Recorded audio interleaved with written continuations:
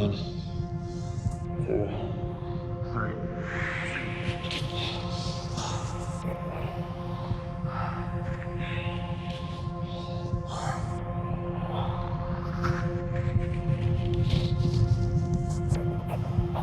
I still carry that Erebus memory and I'll never get rid of it. And no one knows exactly what we did. I guess the effect it had was it slowly killed me from the inside from an emotional point of view. This is Peter Malgren again, folks. I still can't see very much at the moment. I'll keep you informed as soon as I see something that gives me a clue as to where we are. Where's Erebus in relation to us at the moment? Left. About 20 or 25 miles. I'm just thinking about any high ground in the area, that's all. I don't like this. You're all clear to turn right. 500 feet. 400 feet. Go around power, please. 300 feet. 200 feet.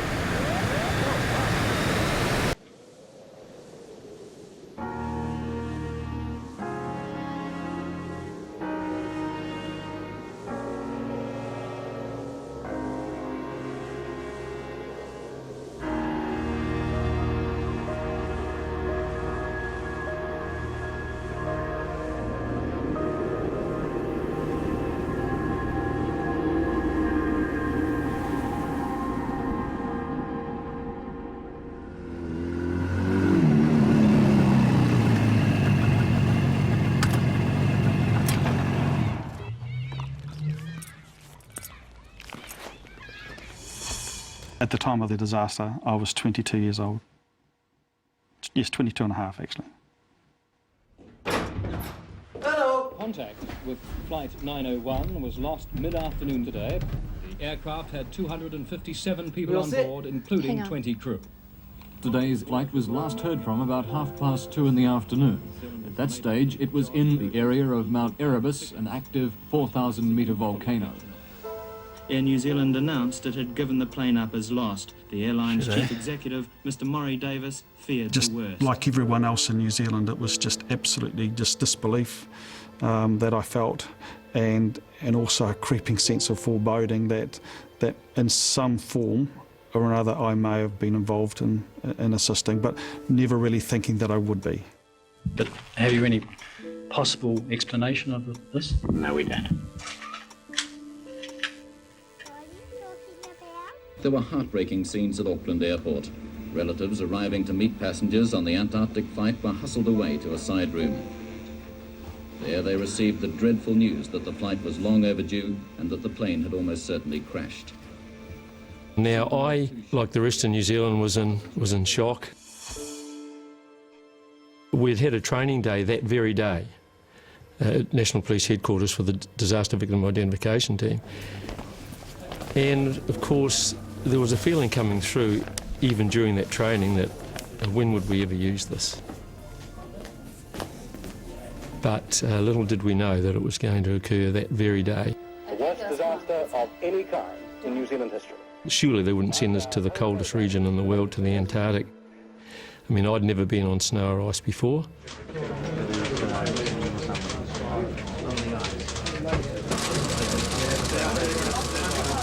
Well, just a few moments ago, we received news that they'd located the wreckage of the DC-10. He reported it was about 2,500 feet up Mount Erebus, which is the largest mountain in the Antarctic, and regrettably he reported no sign of survivors. We got the news, I think about 1 o'clock it was confirmed that the wreckage had been found. We were fielding calls from people all over the world who wanted to know, what's going on, is my loved one involved? It was just go, go, go. And uniformed staff had been drafted in from across the street, and everyone was answering phones and trying to answer questions. We didn't really have a great deal of information. Some were too shocked to react, others wept open. Stuart Layton. The captain of the DC-10 was Jim Collins of Auckland. He had a Yes, record sir. of 21 years flying service with Air New Zealand. I understand, sir, but... DC-10 and DC-8 pilot. This was his first flight. Thank you, sir. Type. The Airline Pilots Association had praised his ability, and they had asked him to be their association's technical director. Looks like it's all on. What do they want you to do? Go out there, find, identify, and retrieve the bodies. One of the women killed was one of 5 sisters of all being stewardesses for Air New Zealand. She was Sue Marinovic, one of the organisers of a recent trip to Disneyland for handicapped and underprivileged children. The site itself is ice-covered. Only mountaineers can actually work on the site. Within 15 minutes, I then had to make some urgent phone calls to my parents. Yeah, it's me. Can't go down as low as 30 degrees below. Yeah. My father answered the phone, and before I even said a word, he says, "You're going, aren't you?" Come on! Hold up, girls. Kiss. I gathered some warm jerseys that I had, old jerseys, and went and said goodbye to my children. I genuinely wondered whether I would see them again. I'll be back before you know it. Hey. Off you go.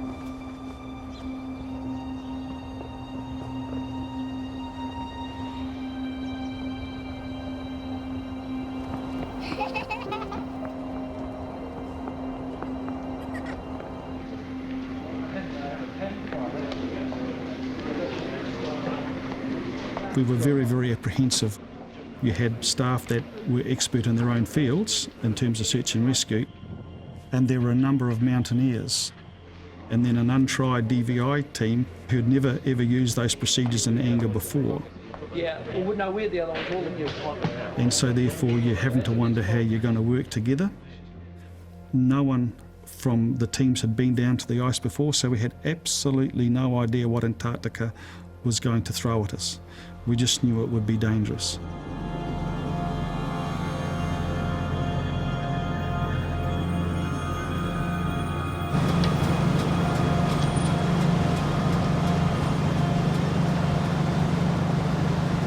I was actually feeling quite apprehensive.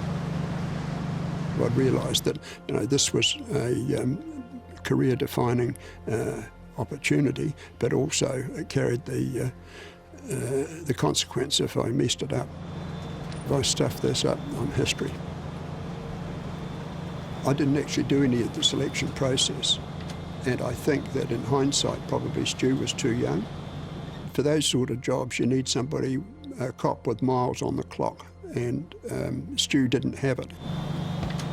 But I knew Greg from way back, and I was pretty confident that he'd be able to handle it.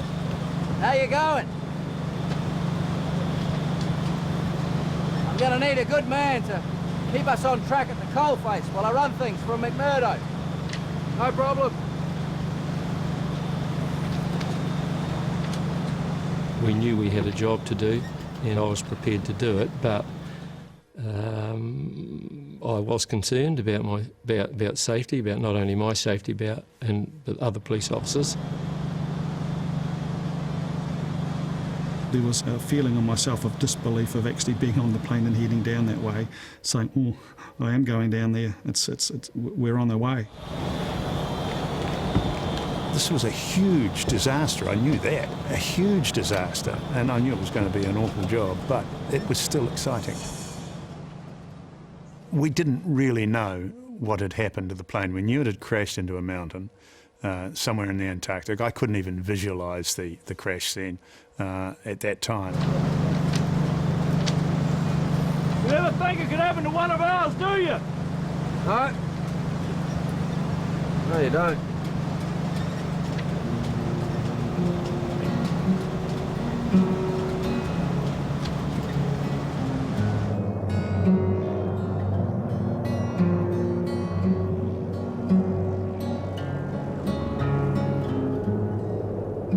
As I travelled down to the ice, it was a time of contemplation, thinking about what lay ahead, thinking about those who had died. I mean, the whole country was in mourning, and we were the same. How we rose, married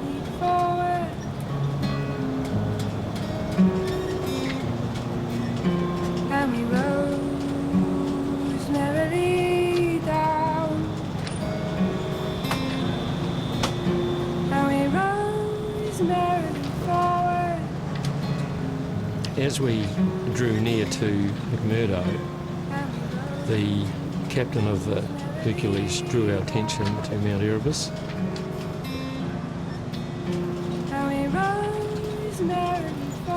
And there in the distance was a slight smudge on the side of the mountain.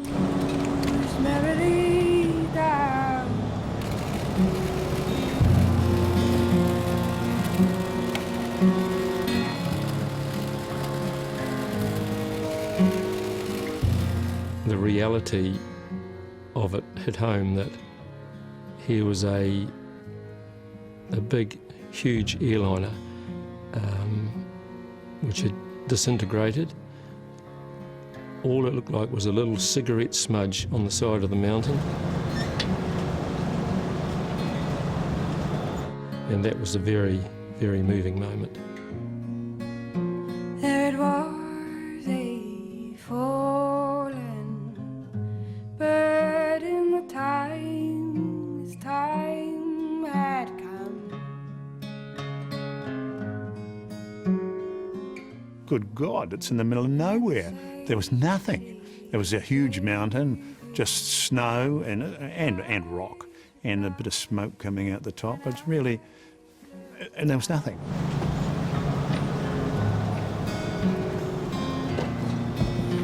How he rose merrily forward. You're all very apprehensive about what you're going to encounter down on the ice, and think about what you were letting yourself in for. I knew I was going into danger, absolutely. There's nothing worse than the fear of the unknown. And we were heading into the unknown. Peter, welcome to the Madhouse. As an accident investigator, I felt let's get on and find out what had happened and gone wrong. Pack your bags and go to Christchurch tomorrow. I thought you were heading off the ice. Just here to pick up 901's flight plan. Been any news? We'll figure it out, mate. I was told by Air New Zealand that I was going to join the investigation team at the request of the Airline Pilot Association and also the Inspector of Air Accidents. They're saying it could be bird strike. It has to be a lot of You can contact our public relations. All sorts of wild ideas. People were in just total disbelief. I thought that something has gone horribly wrong for a crew that I had known in the Air Force and had a reputation in Air New Zealand of being cautious, well-trained, always planned their flights well. What on earth would have caused them to run into a mountain?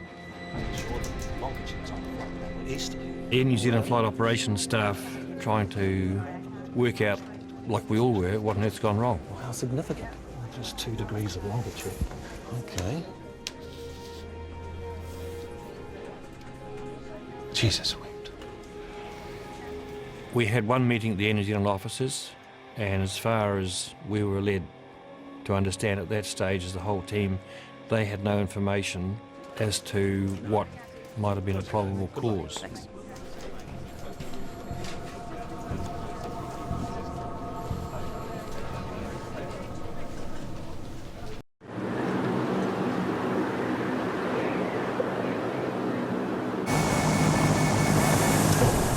All right, men.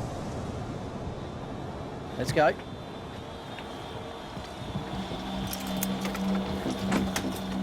We thought, well, we're now going to get off the plane in Antarctica. And so we all put all this great big heavy weather Antarctic gear on, and we were a bit like the Michelin men. I thought you'd open the door and there'd be snow blowing, and there'd be winds howling. It would be just like a blizzard.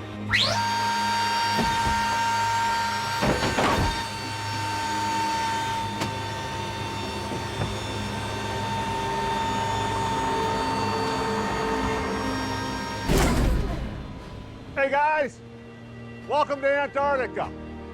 And there was this most wonderful day, the bright blue sky. An American commander was there with his sleeves rolled up.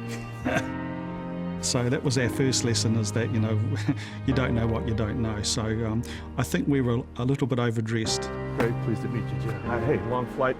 Let's head on up to base and get some hot food into you. They were very helpful. They said to me, if we got it, you want it, you got it. Everything, anything we wanted, if they had it, it was ours. And they couldn't have been more generous, more helpful. We got star lifters, we got extra Hercules, anything at all.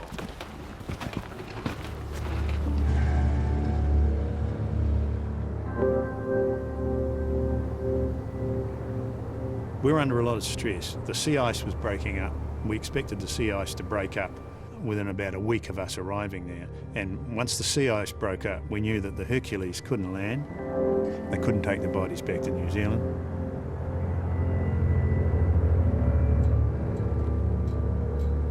You are about to go out into the most inhospitable place on the planet. If you don't know what you're doing, the results can be deadly and immediate. I was worried that when we got up onto the mountain that we wouldn't be able to handle it. And cops being cops, if something can go wrong, it will. Mountaineers are up at the wreckage site right now, marking it with flags. This is why you're here, gentlemen. Green flag means a body or portion thereof. The bodies will be frozen. They might be buried in the snow or hidden in crevasses.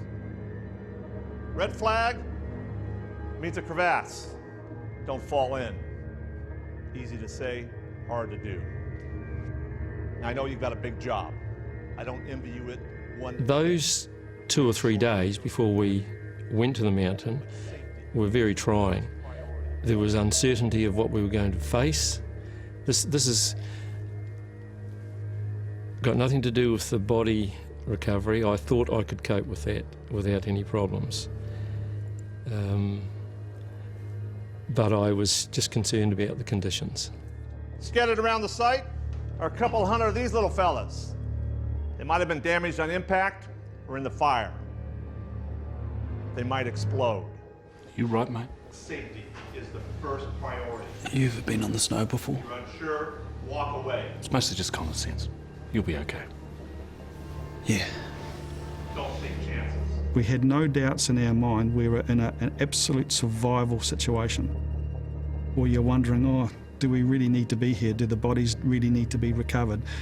Is this beyond our capabilities? And some people were of the view that it was.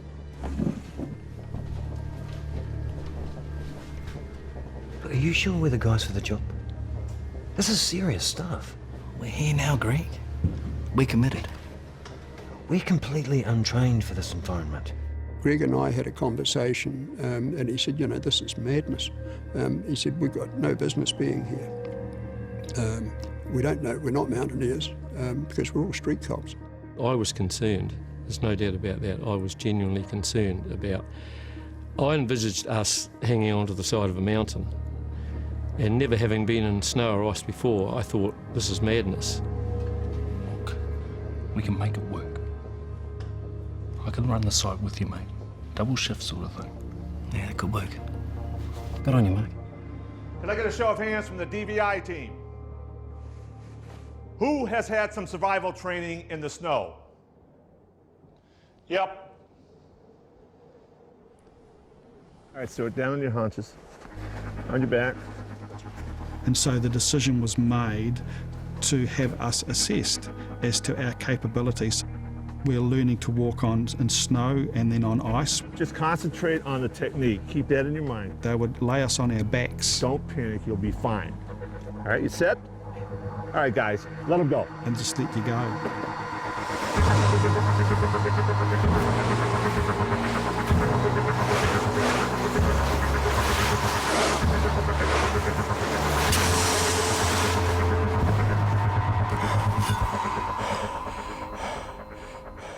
It just really dug into us that we were going into, this was not a game. This was no joke. This was serious. It was life-threatening. And we had to be prepared to survive and be disciplined to survive in that type of environment.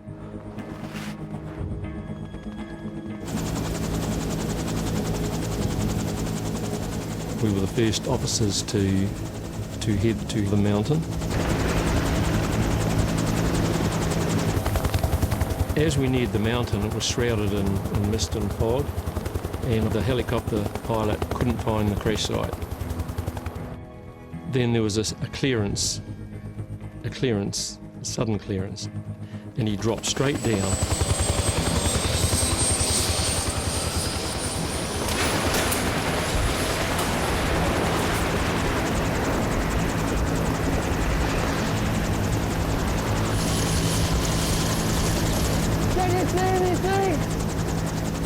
It was quite clear that the pilot was not 100% confident to go in and actually land on the mountainside.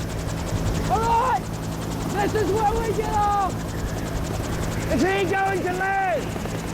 Because of the weather conditions, the pilot's going to maintain a hovering position.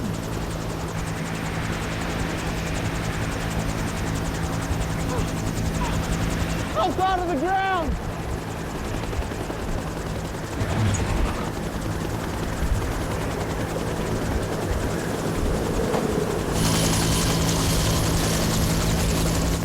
Because of the prop wash from the rotor blades. Up you go, son! Everything was white, and so you just had to jump into a white void and have faith.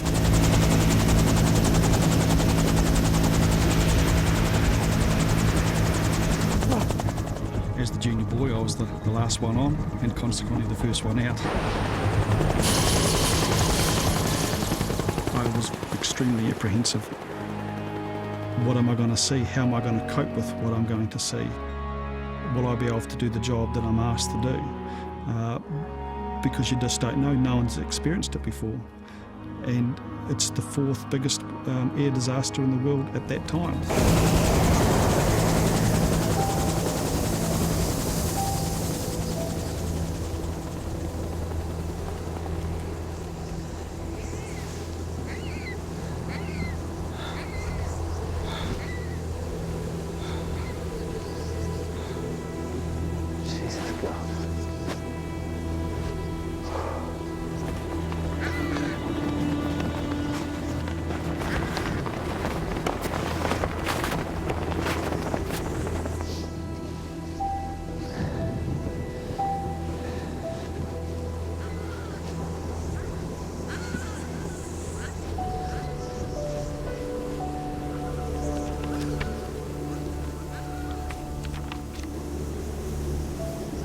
The sight that greeted us was just, it was unbelievable, really.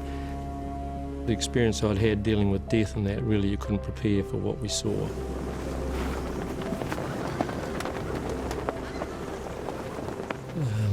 It was just a scene of utter destruction, both human and aircraft.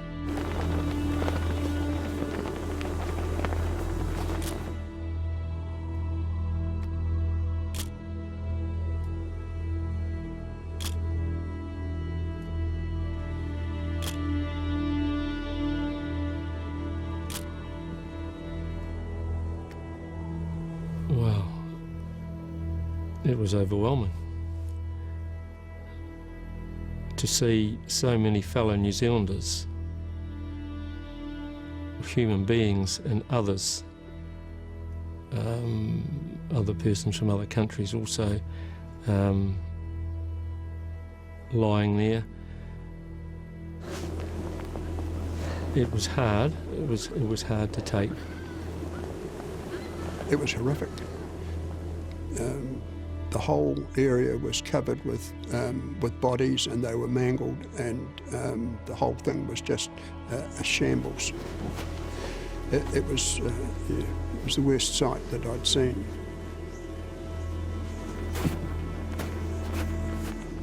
There's a lot of mutilation, a lot of bodies. It was just grotesque, and it was just overwhelming. I personally felt a little bit out of my depth. I couldn't walk with the other two. I just had to be alone with my own thoughts, and I also had the feeling I don't belong here. This is quite foreign. What am I doing here? You know, it's this is for where the big boys are.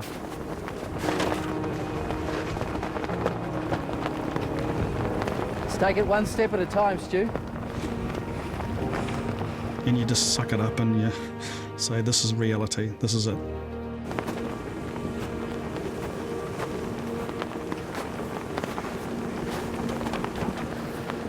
Chopper will be back shortly with the rest of the crew and supplies. What time you got? It's just gone 2 a.m. How you feeling?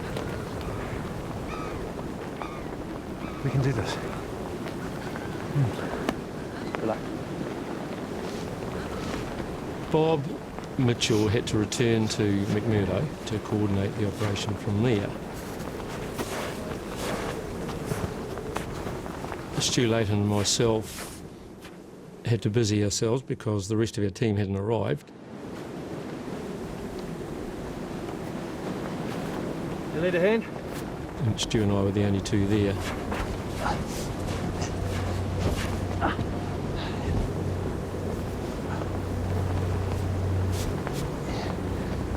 Should do it.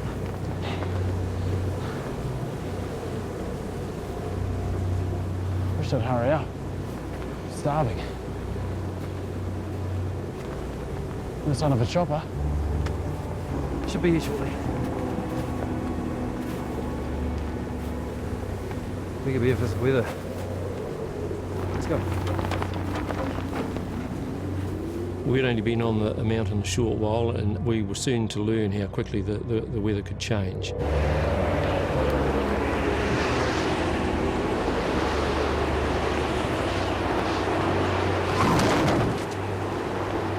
There was lots of light metal lying around, and the wind would pick this stuff up and it would just fly around in the wind. And you know that you're on the slope of a mountain, and you're thinking, is this tent going to stay? Is it going to be blown away? Are we going to be rolling down the side of the mountain? It was absolutely frightening, the strength and the force of these winds.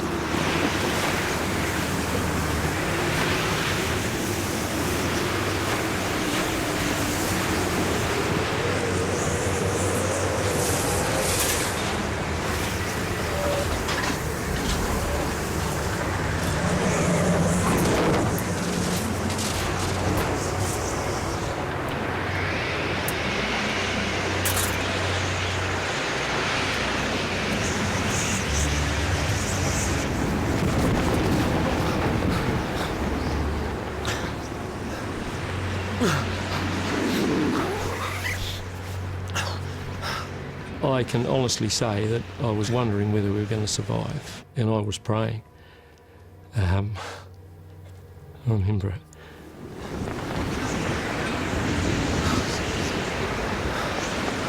I thought, my goodness, if this is the way that it's going to continue routinely and this is the way it's going to be, I don't know whether we're going to get out of this. And that's when I had my first serious doubts of whether we were going to get out of that alive. It's continuous 24-hour sunlight. It's quite an unusual, disorientating sort of feeling. The campsite was right next to the actual crash site itself. And one of the first things that was built when I was there was an actual helicopter landing pad.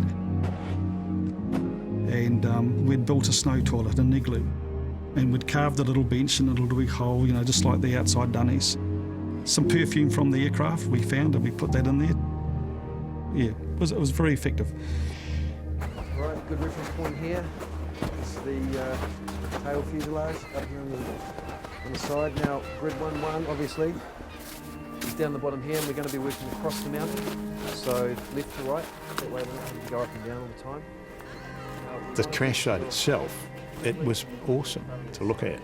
And I must say, I did have a moment of dread there because the moment of truth was getting closer for me to get stuck into this DVI procedure. So yes, I was probably a bit nervous at that point. Okay. And with that in mind, be really careful of all these jagged bits of metal we've got all over the place.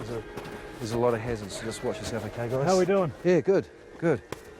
We'll have 4 teams, 4 men to a team, comprising of 2 police, a mountaineer and a photographer, and they'll rotate continuously. 2 teams on, 2 teams off, 12-hour shifts. I'll run my shift. You got here first, you guys take the first shift. Fine. Greg was on-site coordinator when Greg was there. I was on-site coordinator when Greg left. And yeah, so I was in charge of it, and I had to make sure that the thing ran properly. Now the site's a grid marked by the black flags. I've marked them here on this map. Now each grid has to be signed off before moving on to the next. What about when it's just parts of bodies? No, fair point. Each body part gets its own tag. Any questions? Right, let's go. I felt like I had a responsibility, and I was determined to get it moving. Did you get this bag ready? And everyone had the right attitude. It was a real New Zealand attitude. Let's get this job done.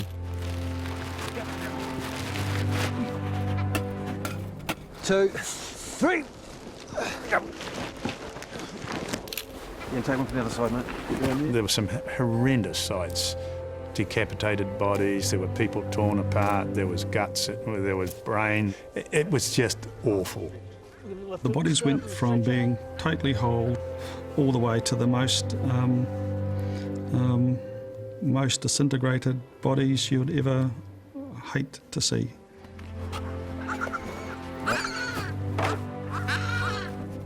Right, you got the bag ready? Good. Get a small one out. Bring the bag over. Legs and feet, arms. It's male, isn't it? I don't know. And you couldn't have just assumed that they had come from bodies which were lying nearby, because they may not. And then that was all part of the process.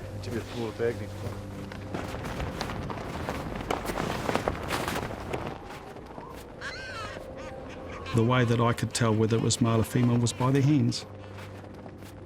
You'd be looking at their painted fingernails and their wedding rings and all the rings on their hands, and there were smaller hands, painted nails. Got it. Okay, take your end down. Hold it up, hold it up. Yep. Nice and easy. Take your end down first. I don't think I could have retained my sanity if I had have had an honest belief that people survived that crash or that they suffered in any way. You right? Yep. Lift your end up a bit, mate. Yep, good. Easily. To me, they were always people. They were always someone's mother, father, brother, sister, or whatever. Let's get in there, eh? We're going to have to lift all up, boys. Just jam it there. All right. Okay, we got it. 1, 2, 3, go!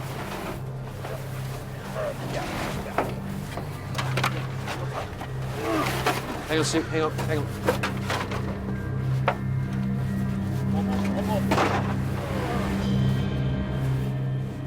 These bodies were frozen solid. Whatever grotesque shape that they landed in, that's what they froze at.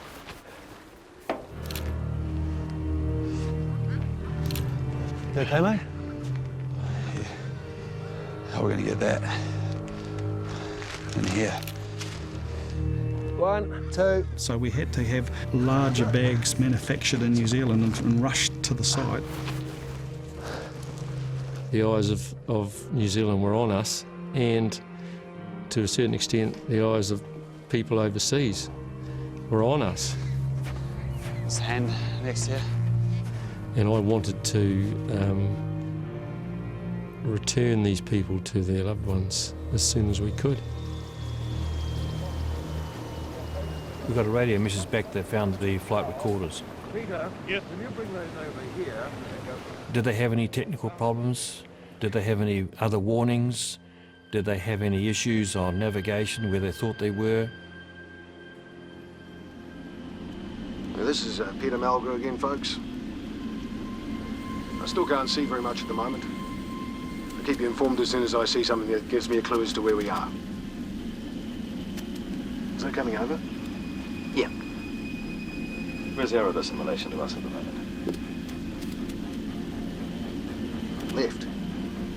About 20 or 25 miles. Well, Left, you reckon? I'm just thinking about any high ground in the area, that's all. They thought they were here. I don't like this.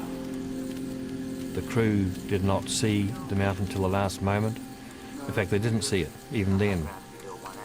The only warning they got was a ground proximity warning saying pull up.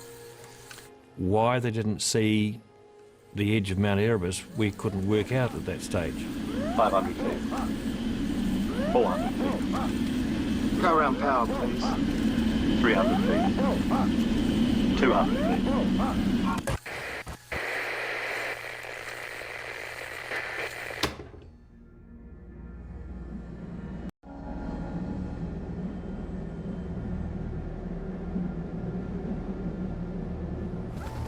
The campsite was getting slowly bigger and bigger, and the more tents were being erected. You had quite a lot of people coming and going. And I did think at the time it was a little odd that Air New Zealand people were on the site. The scene today would be probably treated as a crime scene, but in those days it wasn't. And it was made very clear to us during our briefings before we went up there that we were not investigating and that we were there purely for body recovery, and we knew that. 2, 3.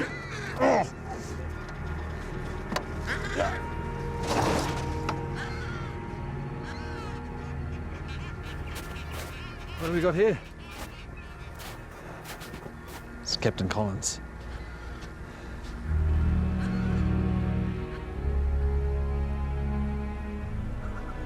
He was in his uniform.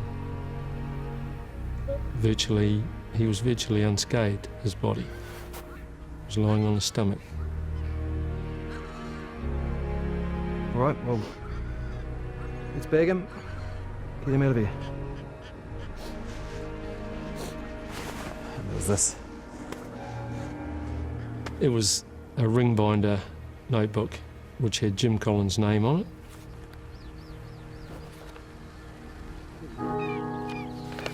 In the first 5 or 6 pages there was technical writing. I knew nothing about flying an aircraft, but I knew that that's what it would probably be. And I thought, well, this is important. And so I took it up to the top of the crash site. We went to where that property was and made an inventory of all the property. Now that ring binder wasn't there.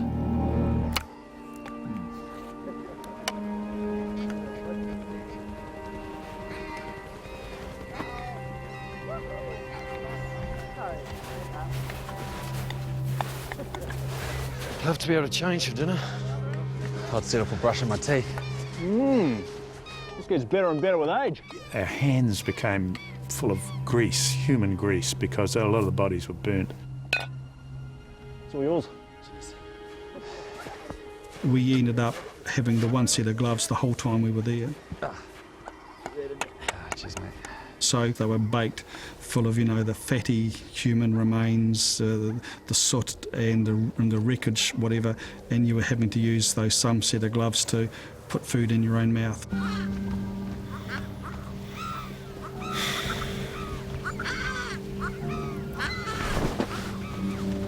It was 24-hour daylight. You would constantly see the body that you were dealing with. Yeah, so I did not get much sleep at all during the whole time.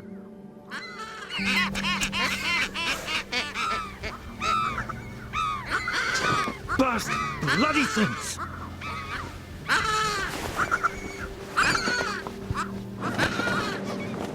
Bugger off! Bugger off! Get out of here, you bastards! Bugger off! Bugger off! Get out, you bastards! The main thing for me was the birds. Piss off! They never shut up the whole time. They squawked the whole time. They circled the crash site. They were obviously they'd got to the bodies before we got there.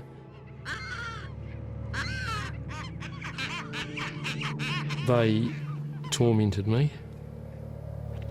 Pull the pin. Pull the pin.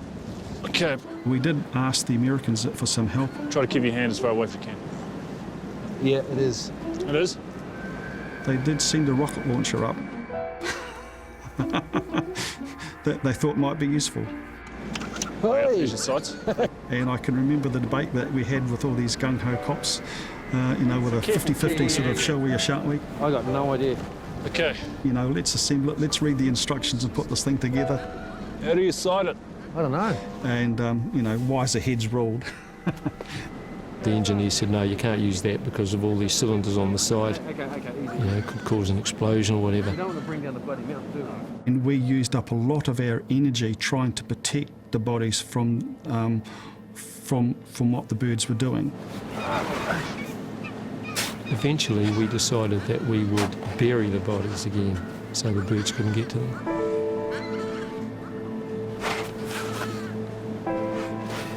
And it worked.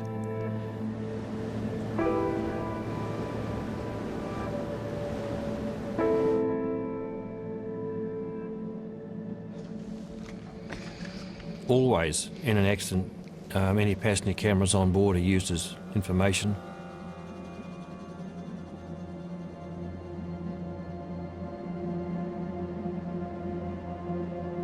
It looks like fuel on the window, which means this must have been taken at the moment of impact. They had no warning at all.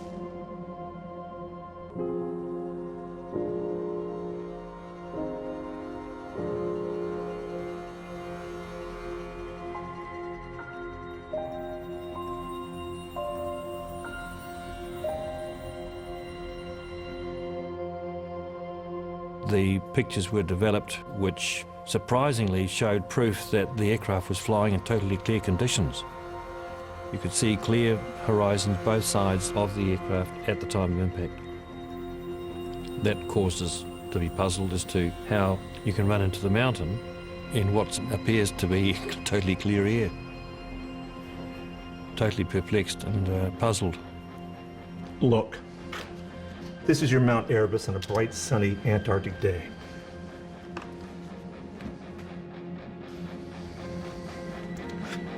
This is the same mountain 5 minutes later. And 5 minutes after that. The atmosphere is so dry, the snow is so dry, you get no reflection from it, so you get no depth perception. And you don't know whether you're looking at a piece of rock at the end of your arm's length or the side of a mountain 10 miles away. You've got no depth focus, no depth perception at all.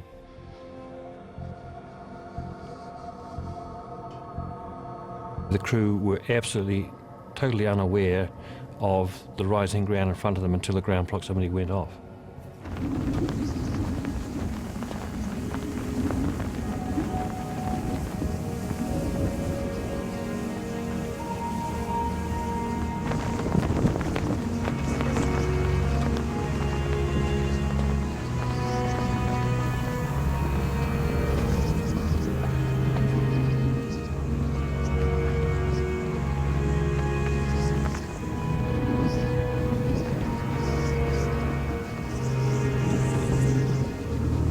Days that I spent on the crash site at Erebus was the hardest I've ever worked in my life. I've never been under such stress. There was enormous pressure on us to get those bodies up and out of there.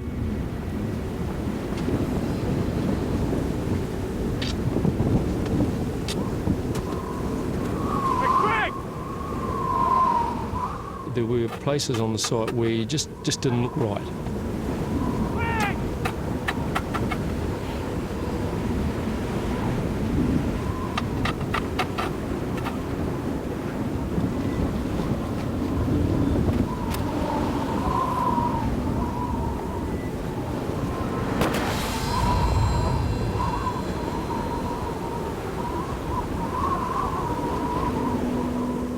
Problem with the holes up there, you don't know how deep they are.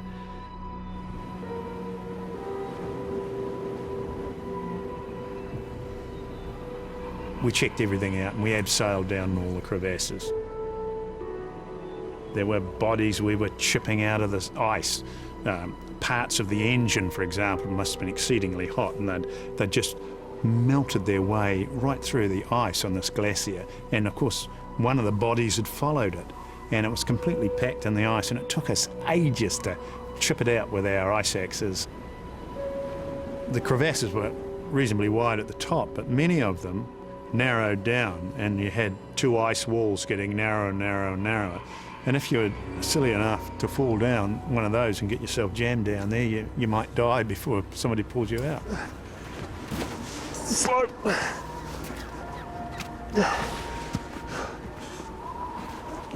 There'd be two teams working and slowly going through and eliminating all the grids for where the bodies were.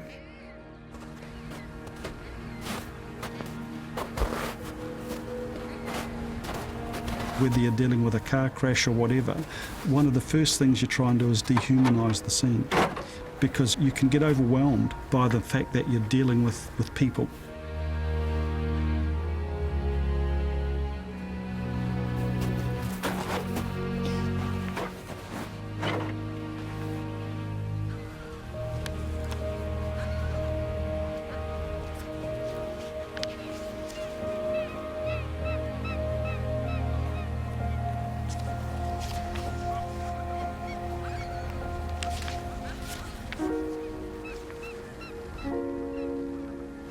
And it was just a blank page and just nothing on there, and nothing ever would be written on there.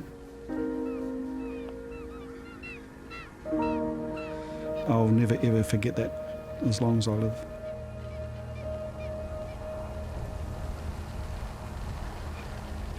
Those were the biggest mental challenges combined with the physical environment, and it was overwhelming at stages. It truly was. You becoming more and more tired as you were being overcome by the trauma of it all, and your body started to shut down and your reserve started to deplete. And it was the hardest thing was to motivate yourself mentally to carry on and to keep on doing your role, not wanting to let the team down.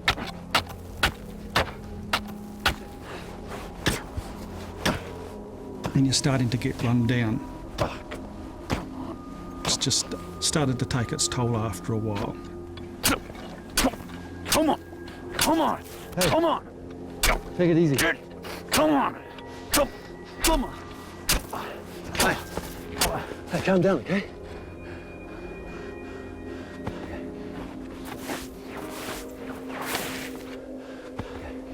Time for a break. We were, you know, we'd been working so hard, and it was having an effect on us, obviously.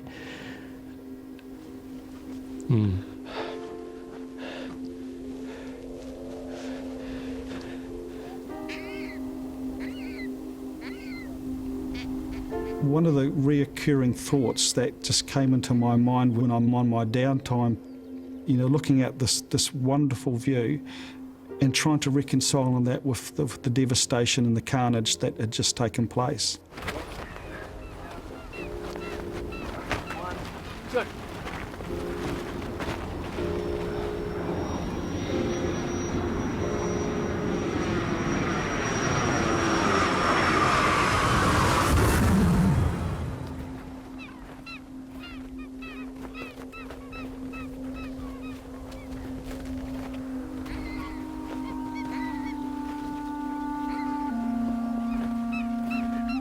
Trying to cope with such a job,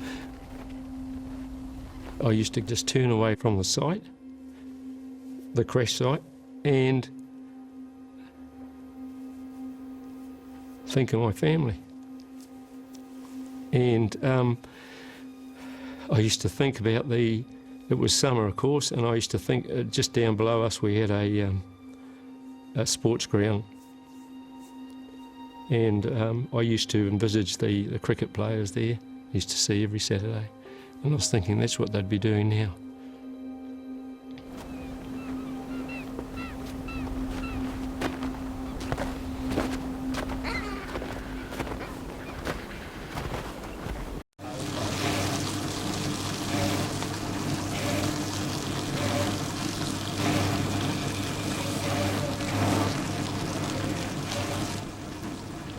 Report on the news, William.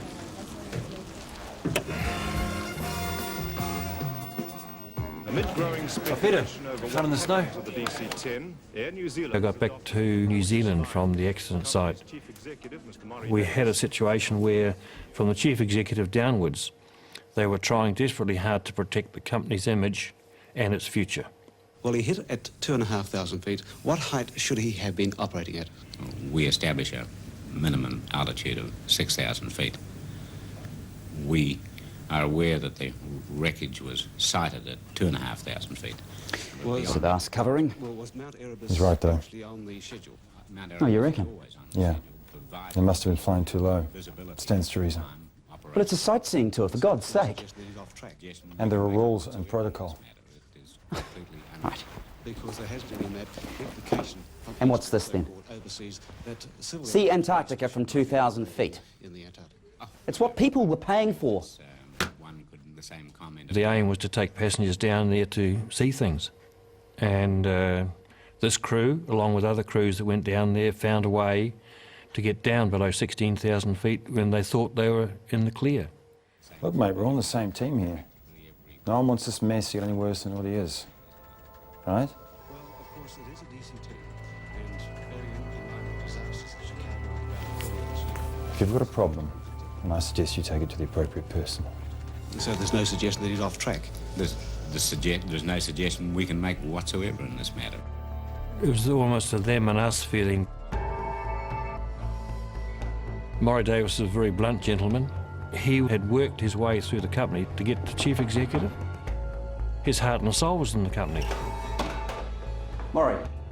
He felt anger at the pilots because we were in danger of damaging the company's image. Air New Zealand's image was going to be the loser. And it would be far easier if we left the decision-making process to the airline and the government. In very blunt terms, he put it that way. Much more colourful language than I'm using. Goodbye.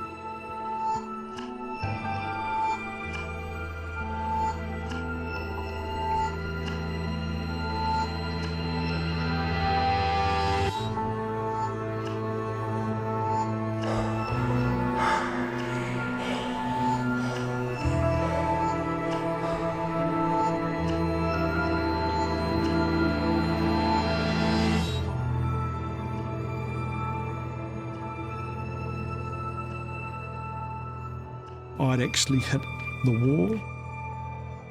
I worked to the point of exhaustion, both mentally and physically.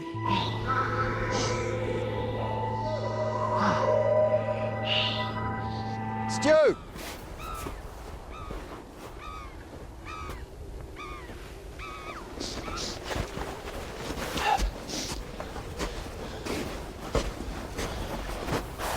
Just about the end of our tether at that point, we had worked so hard. Of course, you always remember the last one. There she was, and perfectly preserved. Poor girl.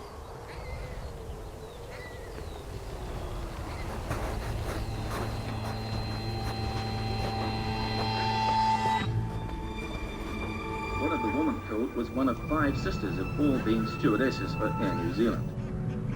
She was Sue Marinovic, one of the organisers of a recent trip to Disneyland for handicapped and underprivileged children.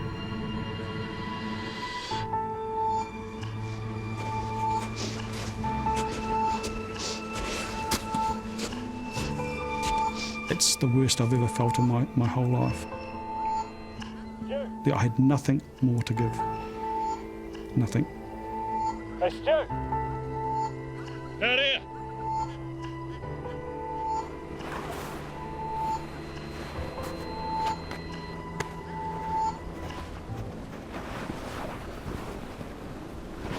Here he is. Here. Get that in you. Monte Erebus. Only the best for us, mate. We'd found all the bodies on site. We'd done all we could do. Lying over the site were all these bottles of wine, unbroken. Might as well. Only go to waste. At the completion of the body recovery operation, we had a little celebration. All right, ready? Are you set? Yeah. Ready? Had a bit of a session, you could say, to let a bit of the stress out. There we go. There we go.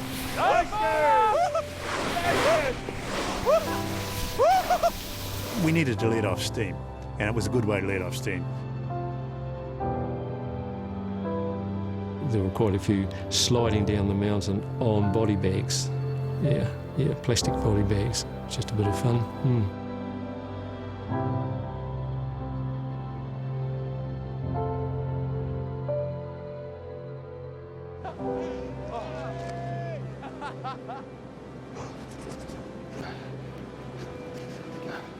It was an amazing effort, really, even if I say so myself, under those conditions. But it was a trying time. Our thoughts had turned to home and getting off the mountain. Mate, you look like shit. And you smell worse. Taxi's here. I got it.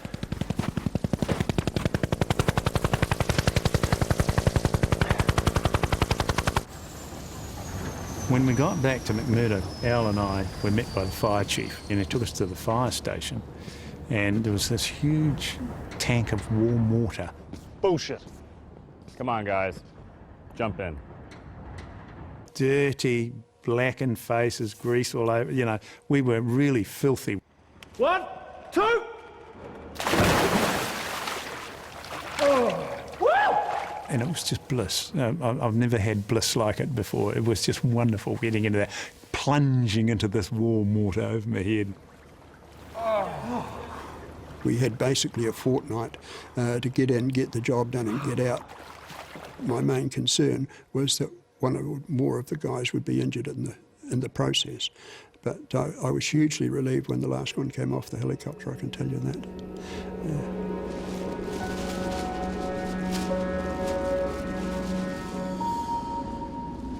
You know, each of those families that lost somebody on Erebus grieved for that individual family member. I grieved about the whole lot. And I can remember thinking, oh my God, I hope this is not going to traumatise me. I hope this is not going to absolutely screw me when I get back, because I knew it had the potential to do so. And unfortunately, it did. Arriving home, it was a good feeling, but I thought I could get home and get back to normal quickly, but it just didn't work that way. I couldn't really get it out of my mind. And I went back to work and I wondered why I couldn't do what I used to do or perform at work like I used to. But I was just mentally and physically, I'd had it really. People just could not comprehend or realise what we had gone through. You had the story in you of what you'd seen, what you'd experienced, and you couldn't share it with anybody in a meaningful way because they just couldn't understand.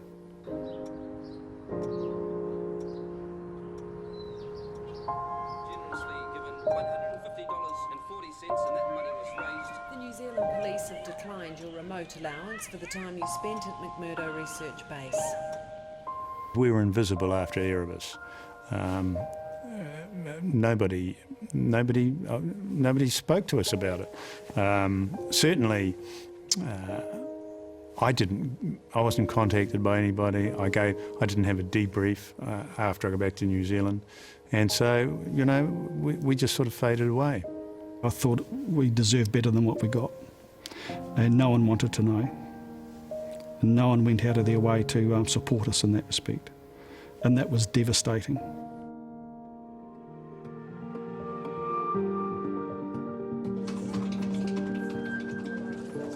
The Chief Inspector of Air Accidents report ended up being very controversial amongst most of the pilots. He ended up saying the cause of the accident was the captain's decision to continue flying at low altitude in conditions of poor visibility. Not all of us agreed with the findings that he wrote, but when you put it in the context of the technology at the time and the legislative system we lived in at the time, that is a conclusion that he could support.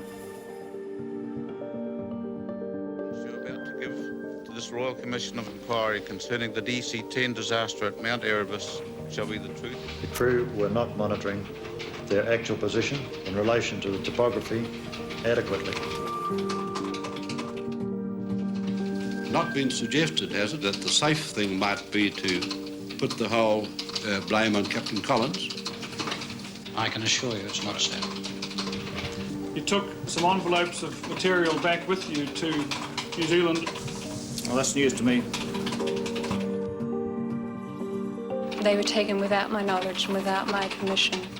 Does that strike you as a remarkable sequence of errors? Yes, sir, it's very describing. Justice Mann was highly critical of the post-accident conduct of Air New Zealand. He described the decision by Maury Davis to destroy so-called irrelevant documents as one of the most remarkable executive decisions ever made in the affairs of a large New Zealand company. He still believes that you're holding one or two cards under the table. I don't believe that. The company's got all its cards out. There's nothing being held back. As far as I'm aware, yes. Well, then how do you suppose the pad of papers secured by the ring binders could have disappeared? I would have no idea, sir. As I say, unless they were removed because they were damaged.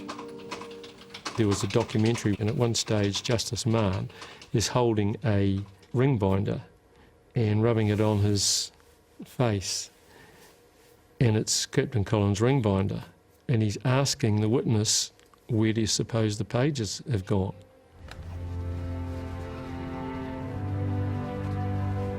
I know very well that we saw that writing in that ring binder.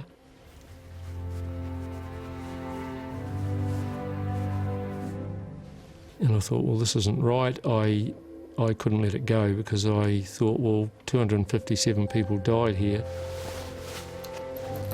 and I'm not going to let this go.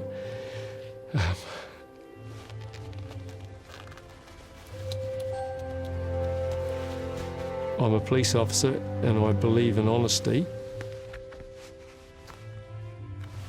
I wanted to see justice being done. So I went to Gordon Betty, who had assisted Justice Mann at the Commission of Inquiry. He came to Wellington and spoke to me, and he said, well, this is just what we've been looking for. And Justice Mann wrote to me and said, the ring binder that you saw, and I've still got this letter, would have contained the coordinates that Jim Collins was given at the briefing, which were incorrect.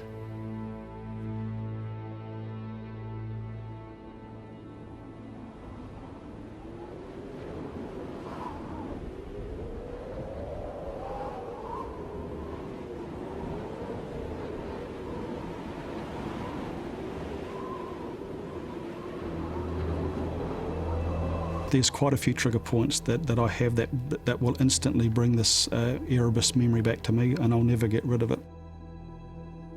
I see older ladies' hands. I look at their hands and I look at the rings. I look at their painted fingernails. I look at those sort of things, and I'm instantly back there again. Smells and you know, going past the ferry terminal that I do in Wellington, and I can smell diesel or whatever, and I'm straight back on Erebus. I still get recollections of the crash site and the greasy mess that was in all the property and stuff like that. Well, it's affected me to this day. I thought it wouldn't because of what I dealt with over the years. I mean, I had 14 years police experience at that time. You can't get away from it.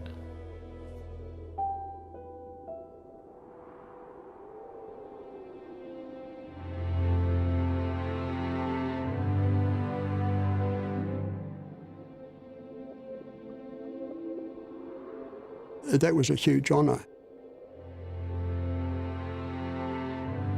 I actually am very proud of that medal because it associates me with all those guys on the mountain. I think that's brilliant, yeah.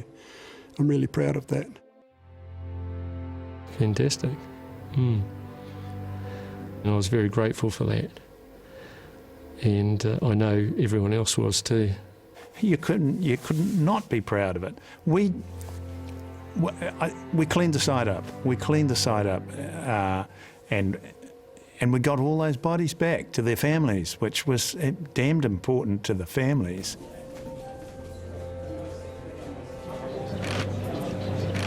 To finally someone to come up and say, you know, you guys did a great job, and we want to formally recognise that. It sort of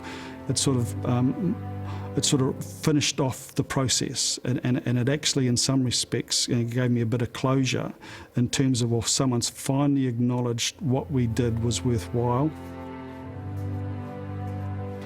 and that's made me at peace a lot. It truly has.